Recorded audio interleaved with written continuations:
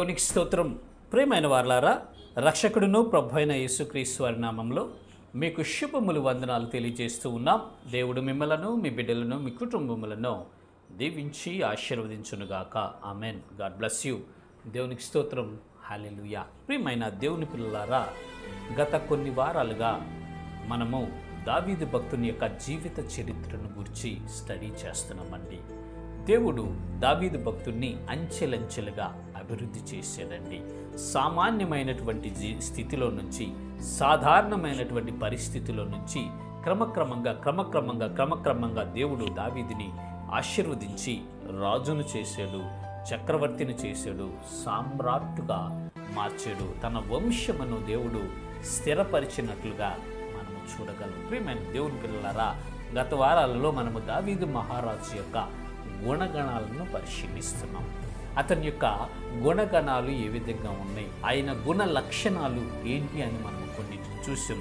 ఈ దినం కూడా అతనికి కలిగినటువంటి గుణ లక్షణాల్లో ఒక గుణ లక్షణాన్ని మనము తెలుసుకొనబోతున్నాం. చూద్దాము. లేఖన భాగము 1 సమూయేలు గ్రంథము 18వ అధ్యాయము 30వ వచనము.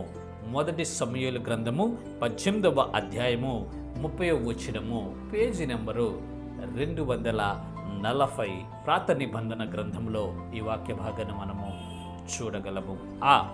ఫిలిష్తీయుల సర్దారులు యుద్ధమునకు బయలుదేరుచూ వచ్చిరి.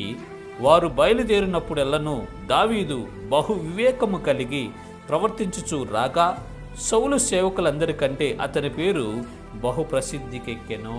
దేవునికి స్తోత్రం. హల్లెలూయా. ప్రార్థన చేసుకుందామండి. పరిశుద్ధుడైన తండ్రి, ప్రేమస్వరూపి, దయగల ప్రభా, మీకు వందనాలు చెల్లిస్తూ ఉన్నాం. కనికరంగల దేవా, మీకు వందనాలయ్యా. గడిచిన కాలమంతా మీరు రెక్కల మాటను దాచి భద్రపరిచి క్షేమాన్ని ఇచ్చినందుకు కృతజ్ఞతలు చెల్లిస్తూ ఉన్నాం. తండ్రి, ఈ దినము మీరిచ్చినటువంటి వరము ప్రభా, మీ పరిశుద్ధ లేఖనాలను ధ్యానించాలని ఆశపడుతుండగా నిలిచినవాడు అల్పుడు, మట్టివాడు, ఒట్టివాడు, నిష్ప్రయోజకుడు ప్రభా, ఎందుకు పనికిరాని వాడు, మీ పరిశుద్ధాత్మ శక్తితో నింపి వాక్శక్తి అనుగ్రహించి మాకు కావలసిన మాటలు అందించి మమ్మల్ని బలపరిచి ఈ విశ్వాస యాత్రలో ముందుకు నడిపించమని యేసు నామములో వేడుకొని ప్రార్థిస్తున్నాము తండ్రి. ఆమేన్. దేవునికి స్తోత్రం. హల్లెలూయా. దేవుడు మిమ్మలను, మీ బిడ్డలను, మీ కుటుంబములను బహుగా దీవించి ఆశీర్వదించునుగాక. ఆమేన్. దేవునికి స్తోత్రం. హల్లెలూయా. అందరికీ ప్రత్యేకమైన వందనాలు చెల్లిస్తూ ఉన్నాం. ప్రియమైన దేవుని పిల్లలారా, చదువుబడిన వాక్య భాగాన్ని మనము గమనించినట్లయితే, ఫిలిష్తీయుల సర్దారులు యుద్ధమునకు బయలుదేరుచు వచ్చిరి. వారు బయలుదేరినప్పుడల్లను దావీదు బహు వివేకము కలిగి ప్రవర్తించుచు రాగా సౌలు సేవకులందరికంటే అతని పేరు బహు ప్రసిద్ధికెక్కెను. దేవునికి స్తోత్రం. హల్లెలూయా. ఇశ్రాయేలీయులకు శత్రువులైనటువంటి ఫిలిష్తీయులు యుద్ధానికి వచ్చినప్పుడల్లా దావీదు ఏం చేశాడంటే బహు వివేకము కలిగి ప్రవర్తించుచు వచ్చాడంట. బహు వివేకము కలిగి ప్రవర్తించుచు వచ్చినట్లుగా ఇక్కడ పరిశుద్ధ లేఖనాల్లో గ్రంథస్థం చేయబడిందండి. వివేక జ్ఞానము దావీదుకి దేవుడిచ్చినట్లుగా మనం గ్రహించగలమండి. వివేకం అంటే ఏంటంటే ఎప్పుడు ఎలా ప్రవర్తించాలి, ఎవరితో ఎలా మాట్లాడాలి, ఎవరితో ఎలా నడుచుకోవాలి, ఏ సందర్భంలో ఎలా ఉండాలనేటటువంటి ఒక జ్ఞానం, బుద్ధి, తెలివి, దీన్ని వివేకం అంటారండి. దేవుడు దావీదు భక్తుడికి ఈ వివేకమును అనుగ్రహించాడండి. ఫిలిష్తీయులు బయలుదేరి వచ్చినప్పుడల్లా వివేకము కలిగి నడుచుకోవటం వల్ల గొప్ప సక్సెస్ను దావీదు పొందుకున్నాడు. యుద్ధములో జయాన్ని పొందుకున్నాడు, విజయాన్ని పొందుకున్నాడు. శత్రువులను హతం చేసి పారద్రోలేనండి. ఆ క్రియల వలన, ఈ వివేక జ్ఞానము వలన దావీదు యొక్క పేరు ప్రఖ్యాతలు ఆ దేశమందంతటా స్ప్రెడ్ అయినట్లుగా, గొప్ప చేయబడినట్లుగా మనము గమనించగలం. దేవునికి స్తోత్రం. హల్లెలూయా.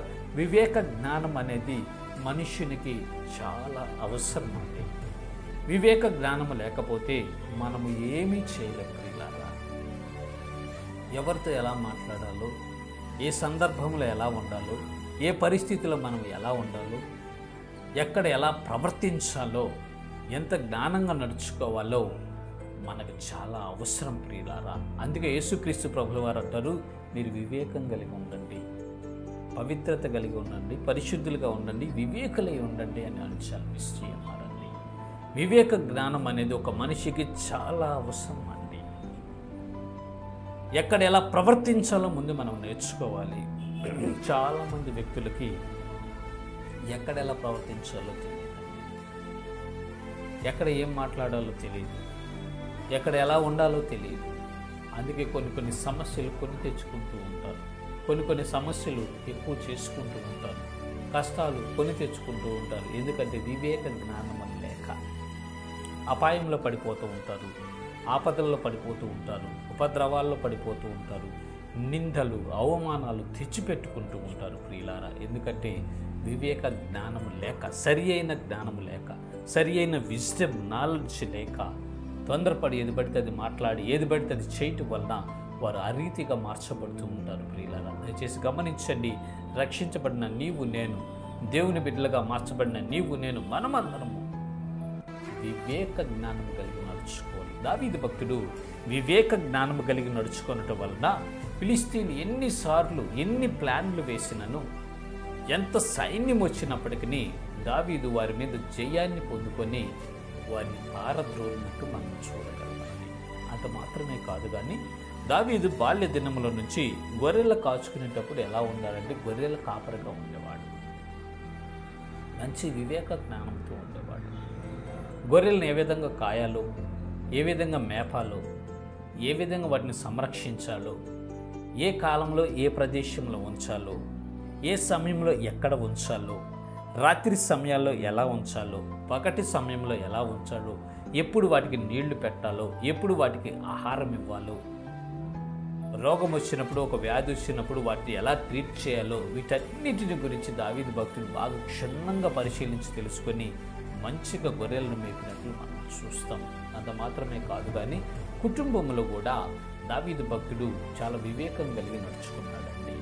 తన అన్నలను గౌరవిస్తూ, తండ్రిని గౌరవిస్తూ, తండ్రి చెప్పినటువంటి మాటలు తూచా తప్పకుండా పాటిస్తూ, తండ్రి ఏమి ఆజ్ఞాపిస్తే వాటి చిత్త ప్రకారం నడుచుకుంటూ దేవుని దయను, మనుష్యులను దయను పొందుకున్నటువంటి వ్యక్తి దావీదు భక్తుడండి. ప్రియమైన ప్రజలారా, వివేక జ్ఞానం చాలా అవసరం. వివేక జ్ఞానం ఉండటం వలన మన పనులన్నీ సక్సెస్ఫుల్గా సాధించగలం. మన పనిలో అది సక్సెస్ అవ్వాలి అంటే, విజయాన్ని పొందుకోవాలంటే, ఉన్నతమైనటువంటి స్థానాలు మనం అధిరోహించాలి అంటే వివేక జ్ఞానం అనేది చాలా అవసరం.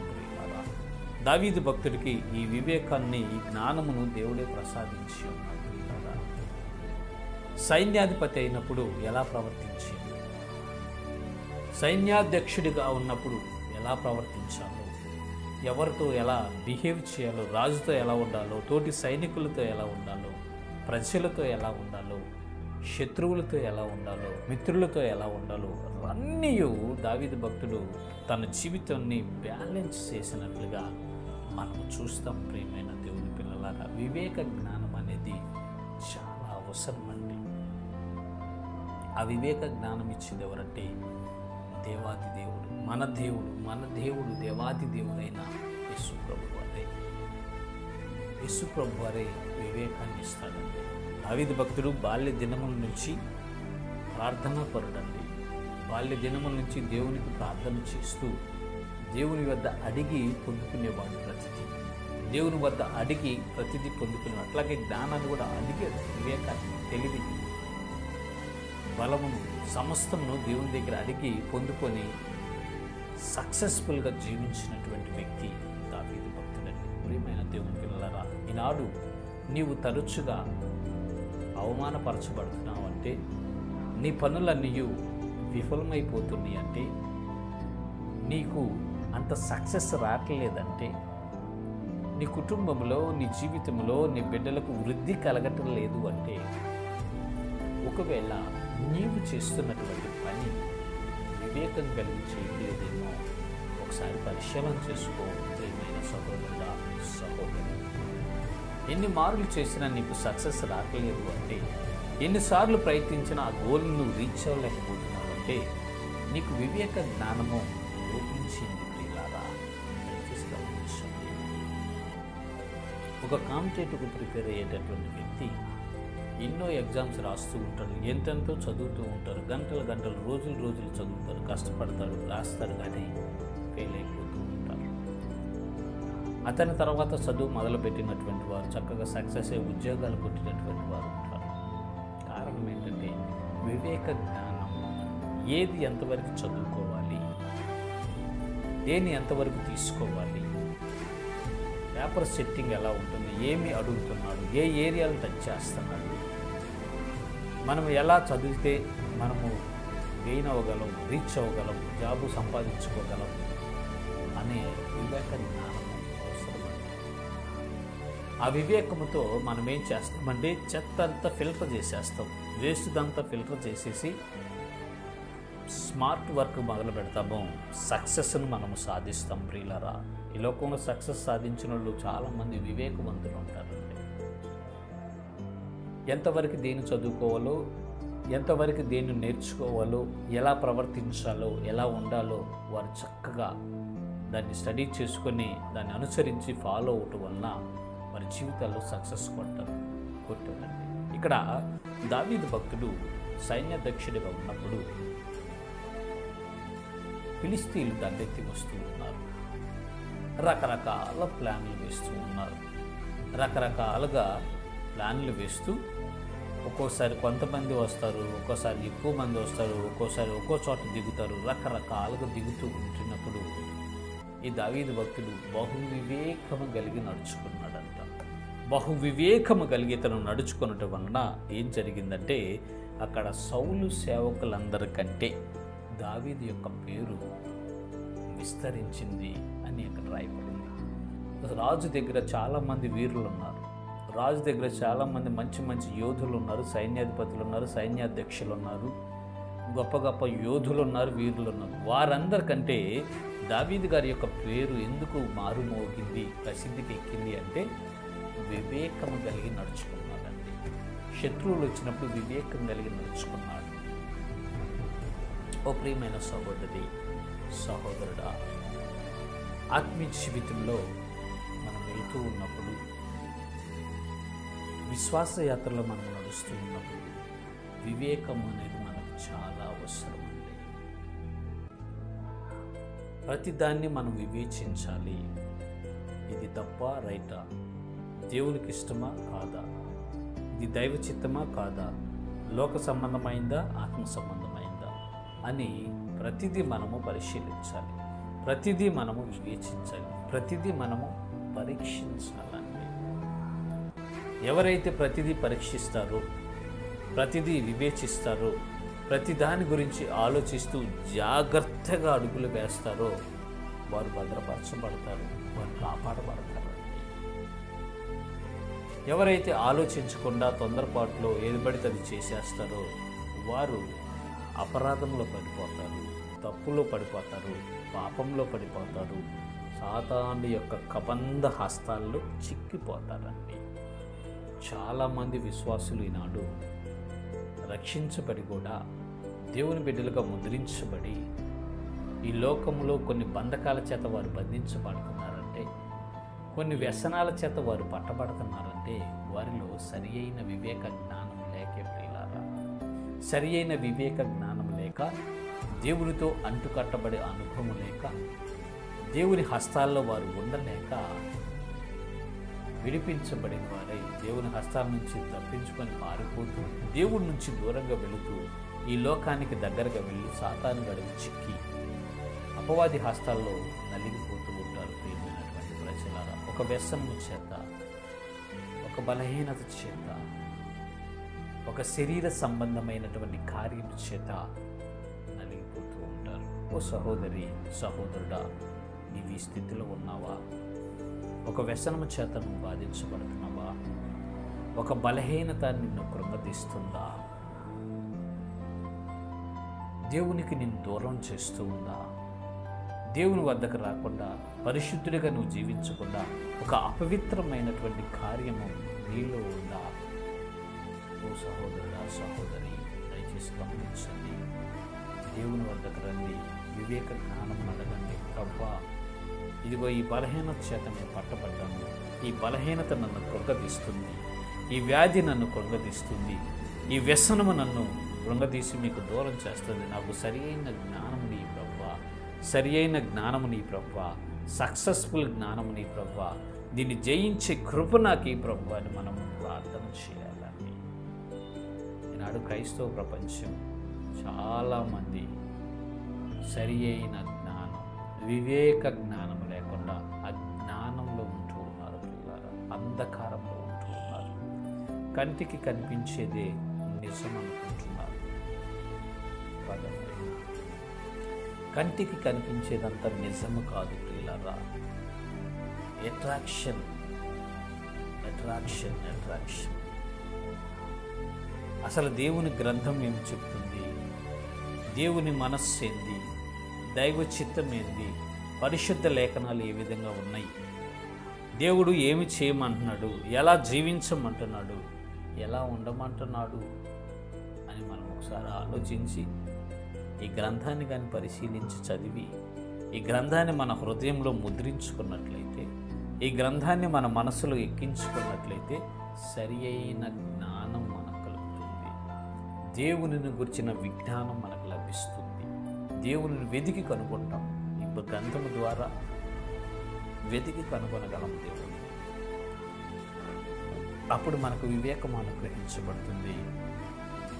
ఏది ఎంతవరకు తీసుకోవాలో, ఎవరితో సహవాసం చేయాలో, ఎవరితో స్నేహం చేయాలో, ఎలా నడుచుకోవాలో మనకి తెలియపరచబడతా ఉంది. ప్రియమైనటువంటి ప్రజలారా దయచేసి గమనించండి. వివేక జ్ఞానం వలన శత్రువులను మనం జయించగలం. వివేక జ్ఞానం వలన శత్రువును మనం ఓడించగలం. వివేక జ్ఞానం వలన శత్రువు మన దగ్గరికి రాకుండా మనం చూసుకోగలం. ఆనాడు ఫిలిస్తీన్లు దండెత్తి వచ్చినప్పుడల్లా, ఫిలిస్తీన్ సర్దార్లు యుద్ధమునకు బయలుదేరి వచ్చినప్పుడల్లా దావీదు భక్తుడు వివేకము కలిగి నడుచుకున్నాడు, బహు వివేకము కలిగి ప్రవర్తించాడట. ఇశ్రాయేల్ శత్రువులైన ఫిలిస్తీన్లు దండెత్తి వచ్చినప్పుడల్లా దావీదు భక్తుడు బహు వివేకము కలిగి నడుచుకున్నట్టు వలన జయాన్ని పొందుకున్నట్టు మనం చూస్తాం. ఈనాడు ఆత్మీయ యుద్ధంలో మనం ఉండాలి. ఆత్మీయ యుద్ధంలో మనం ఉండాలి. మన శత్రువు అపవాది, సైతాను, వాడి దూతలు, దురాత్మ సమూహాలు, అవి కంటికి కనిపించు. మనం పోరాడేది కంటికి కనిపించేటటువంటి శత్రువుతో కాదు, ఈ లోక సంబంధమైనటువంటి వారితో కాదు, మనుషులతో కాదండి. ప్రధానులతోనూ అధికారులతోనూ ప్రస్తుత అంధకార సంబంధములు లోకనాథులతోనూ ఆకాశ మండలమందున్న దురాత్మ సమూహాలతో మనం పోరాడుతున్నాం. ఈ దురాత్మ సమూహాలతో మనం పోరాడుతున్నాం. అపవాదితోనూ వాడి అనుచరులతోనూ మనం పోరాడుతున్నాం. కాబట్టి మనకు దేవుడిచ్చే సర్వాంగ కవచం కావాలి. దేవుడిచ్చే వివేక జ్ఞానం మనకి అవసరం. ప్రియులారా, దావీదు భక్తుడు బహు వివేకం కలిగి ప్రవర్తించుట వలన శత్రువుల చేతుల నుంచి విడిపించబడుతున్నారు. ఇశ్రాయేలీలు జయాన్ని పొందుకుంటున్నారు. మనము కూడా ఈ రోజుల్లో వివేకం కలిగి జీవించాలి. ఏది పాపము, ఏది పరిశుద్ధము, ఏది ఉత్తమము, ఏది అనుకూలము, ఏది దైవ చిత్తము, ఏది దైవ చిత్తము కాదు, ఎలాగూ మనము నడుచుకోవాలి, ఎలాగూ మనము ప్రవర్తించాలి, ఎలాగూ మనము జీవించాలి, ఎలాగూ మనము మాట్లాడాలి, ఎలాగూ మన స్నేహం ఉండాలి, ఎవరితో మనము స్నేహం చేయాలి, ఎవరితో మనము స్నేహం చేయకూడదు, ఎవరితో మనము సహవాసం కలిగి ఉండాలి, ఎవరితో మనము సహవాసం కలిగి ఉండకూడదు, ఎవరి వద్దకు వెళ్ళాలి, ఎక్కడ మనం ఉండాలి, ఎలా మనము సంచరించి జీవించాలి అని మనము మొదట తెలుసుకోవాలి. ప్రియులారా, ఈ అంత్యకాలం భయంకరమైన కాలం. శరీరాన్ని కదిలించే మ్యూజిక్లు, మనుషులను మాయ చేసే తీయటి మాటలు, మోసపూరితమైనటువంటి మాటలతో మభ్యపెట్టేటటువంటి సైతాను ఆలోచనలు కలిగినటువంటి మనుషులు బయలుదేరారు ఈ లోకంలో. జాగ్రత్త, జాగ్రత్త, జాగ్రత్త. మోసపోతుంది. పై రూపాన్ని చూసి, వారు చూపించే అట్రాక్షన్ను చూసి మనం మోసపోకూడదండి. మనం మోసపోకూడదు. దైవ గ్రంథం ఏం చెప్తుందో ఆ గ్రంథ ప్రకారం మనం జీవించాలి. పరిశుద్ధ లేఖనాలు మొదట మీకు తెలిస్తే ఎవరు మోసగాడో, ఎవరు భక్తిపరుడో, ఎవరు దేవుని దాసుడో, ఎవరు సేవకుడో మీకు అర్థమవుతుంది. పరిశుద్ధ లేఖనాలు మొదట మీరు తెలుసుకోగలిగితే, పరిశుద్ధ గ్రంథము ఆమూలాగ్రంగా మీరు చదవగలిగితే, పరిశుద్ధ గ్రంథం అంతా చదివి మీకు నత్తిలో ఉంచుకోగలిగితే, పరిశుద్ధ గ్రంథ ప్రకారం నువ్వు ప్రవర్తించగలిగినప్పుడు మీకు అర్థమైపోతుంది ఎవరు భక్తిపరులు, ఎవరు భక్తిహీనులు, ఏది లోక సంబంధమైనదో, ఏది ఆత్మ సంబంధమైనదో, ఏది దేవుని చిత్తమో, ఏది స్వబుద్ధో మీకు అర్థమైపోతుందండి. అదే వివేకం. మనకు వివేకాన్ని ఇచ్చేది దేవుడే, మనకు వివేక జ్ఞానాన్ని ఇచ్చేది దేవుడే. అడగాలి మనం, దేవా నాకు వివేక జ్ఞానాన్ని ప్రభువా, వివేకం చేత నన్ను నింపండి ప్రభువా, ఎలా జీవించాలో, ఎలా ప్రవర్తించాలో, ఎలా నడుచుకోవాలో నాకు తెలియచే ప్రభువా. ఈ దుర్దినాల్లో ఉన్నాను, భయంకరమైన దినాల్లో ఉన్నాను, భ్రష్ట దినాల్లో బ్రతుకుతున్నానయ్యా. ఏది సత్యమో, ఏది అసత్యమో తెలియనటువంటి పరిస్థితుల్లో నేను ఉన్నాను ప్రభువా. నాకు సరి అయిన జ్ఞానం ఇయ్యండి నాయనా అని మనం దేవునికి ప్రార్థన చేయాలి. శత్రువు చాలా తెలివిగా మోసం చేస్తాడు. భక్తి చేస్తున్నామని అనుకుంటాం, మనం భక్తిలో ఉండామని అనుకుంటాం, భక్తిగానే జీవిస్తున్నామని అనుకుంటాం. నో, ఆ భక్తి జ్ఞానానుసారంగా ఉండదు, దైవ చిత్తములో ఉండదు. తుదకు మనం దేవుని దగ్గర నిలబడ్డప్పుడు దేవుడేమంటాడంటే, అక్రమం చేయవాళ్ళరా నా వద్ద నుంచి పొండి బయటకు అంటాడు. అక్రమం చేయవాళ్ళరా పొండి. ఆ మాటలు మనం అనిపించుకోకూడదండి. బలా నమ్మకమైన మంచి దాసులారా